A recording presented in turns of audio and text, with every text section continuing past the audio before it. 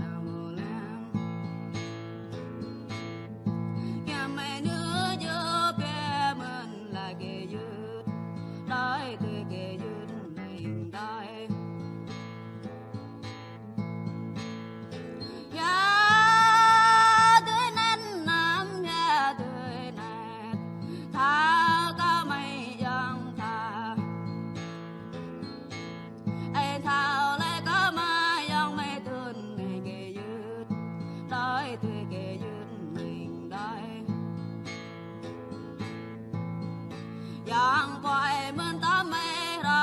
ai nan kề dứt ni an cơ yang hơi mà cơ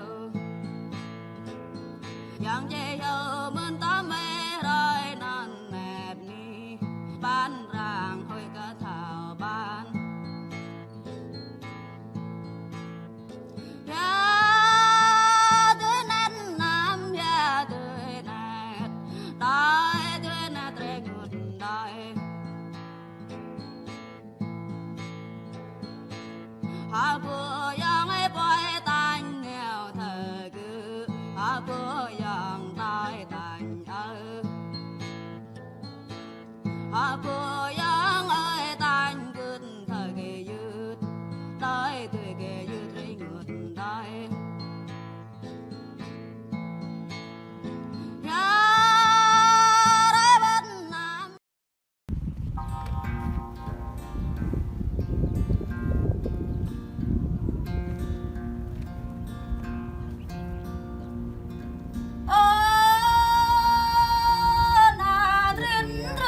đi bắt ốc nha mọi người.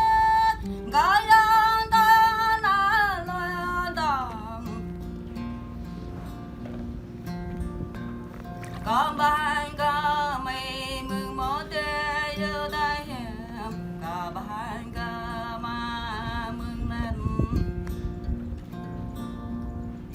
lên bom ba bèm phê có tay hẹm mà ở lại một chém rung phê có tay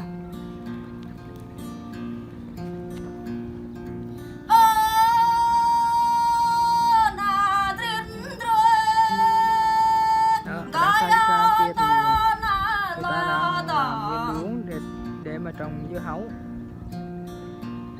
Có ban có mây gió ta em nỉ ở ra ta tơ kỳ phôn ra có ban có mai gió ta em nỉ ở trong có tơ kỳ phôn trong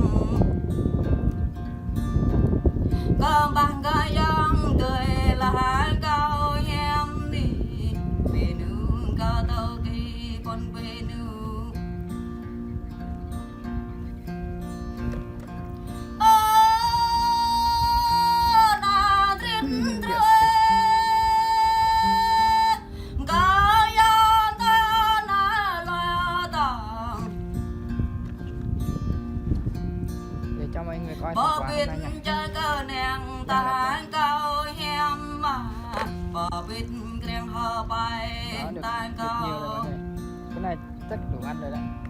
bò biết lê cao đập tàn cao hem nì nè thơ tay lại bò mình cao kênh bồi kỳ Bây giờ chuẩn bị về chờ nấu ăn ha thôi. trở lại giờ này hem mà ở nhà ha chờ đây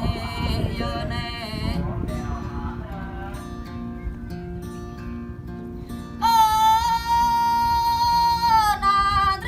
Giờ thì đi bắt ốc nha mọi người.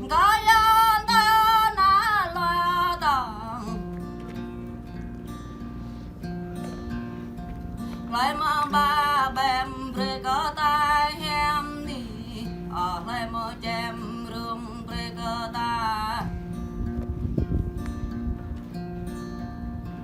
can có ta rồi này hem mà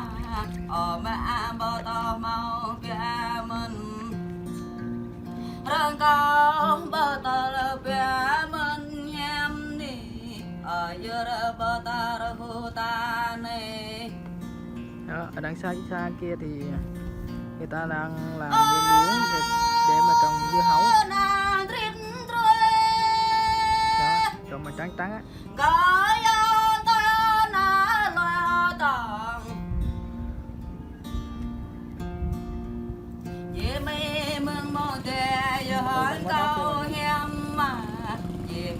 Rất là nhiều luôn. Đây,